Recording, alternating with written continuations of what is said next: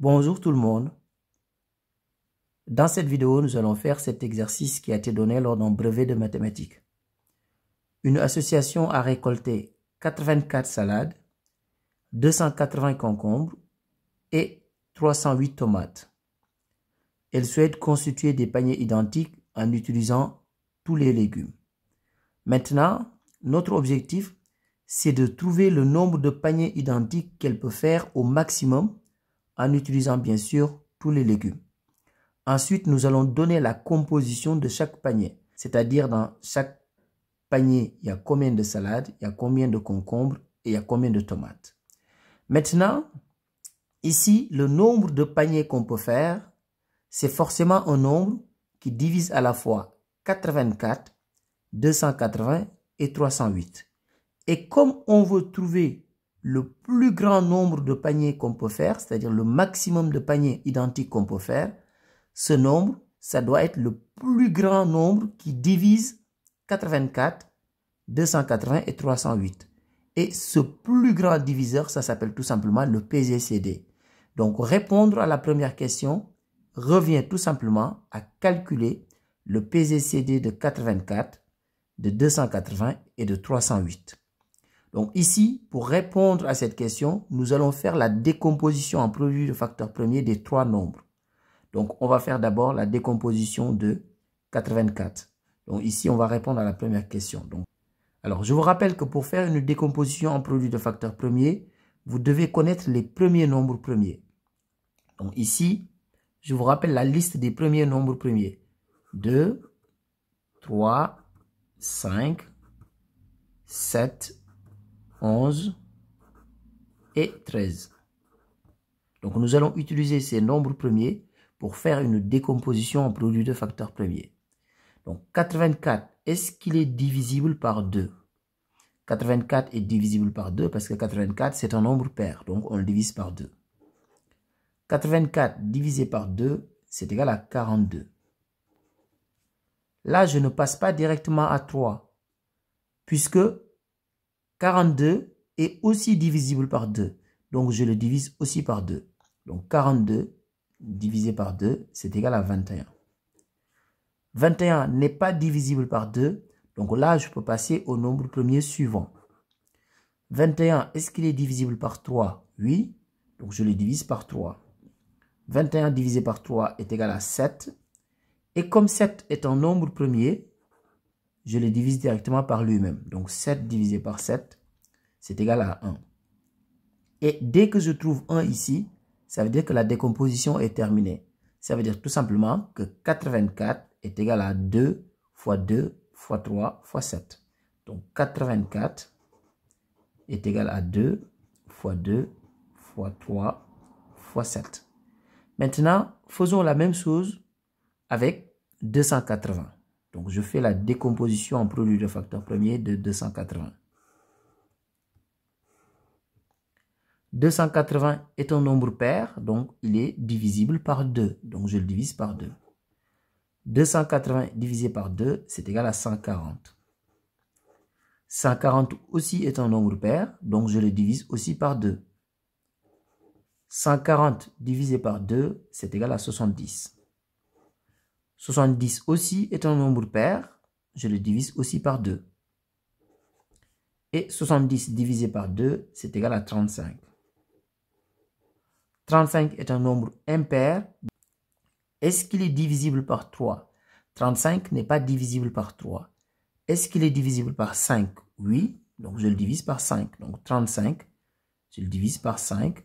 Et 35 divisé par 5, c'est égal à 7. Et comme 7 est un nombre premier, je le divise par lui-même. 7 divisé par 7, c'est égal à 1. Et dès que je trouve 1, la décomposition est terminée. Ça veut dire que 280 est égal à 2 fois 2 fois 2 fois 5 fois 7. Donc 280 est égal à 2 fois 2 fois 2 fois 5 fois 7. Et on va faire la même chose avec 308. Donc je fais la décomposition en produit de facteur premier de 308. 308 est un nombre pair, donc on peut le diviser par 2. Donc je le divise par 2. Donc 308 divisé par 2, c'est égal à 154. 154 aussi est un nombre pair, donc je le divise par 2. Et 154 divisé par 2, c'est égal à 77. 77 est un nombre impair, donc je ne le divise pas par 2. Est-ce qu'il est divisible par 3? Non. Est-ce qu'il est divisible par 5? Non. Est-ce qu'il est divisible par 7? Oui, donc je le divise par 7. 77 divisé par 7, c'est égal à 11. 11, c'est un nombre premier, donc je le divise par lui-même directement. Et 11 divisé par 11, c'est égal à 1. Et dès que je trouve 1, la décomposition est terminée. Ça veut dire que 308, c'est égal à 2 fois 2 fois 7 fois 11. Donc 308 est égal à 2 fois 2 fois 7 fois 11. Maintenant que nous avons les décompositions en produit de facteurs premiers des trois nombres, nous allons calculer facilement le PZCD des trois nombres. Donc le PZCD de 84, 280 et 308. Alors ici, pour calculer le PZCD, c'est simple. Nous allons prendre uniquement les facteurs qu'ils ont en commun. Donc ici, il y a un 2. Là aussi, il y a un 2. Là aussi, il y a un 2. Donc, ils ont le 2 en commun. Donc, je peux prendre le 2. Donc, fois. Ils ont encore un autre 2 en commun parce qu'il y a un 2 ici. Ici, il y a un 2. Et là aussi, il y a un 2. Donc, fois 2.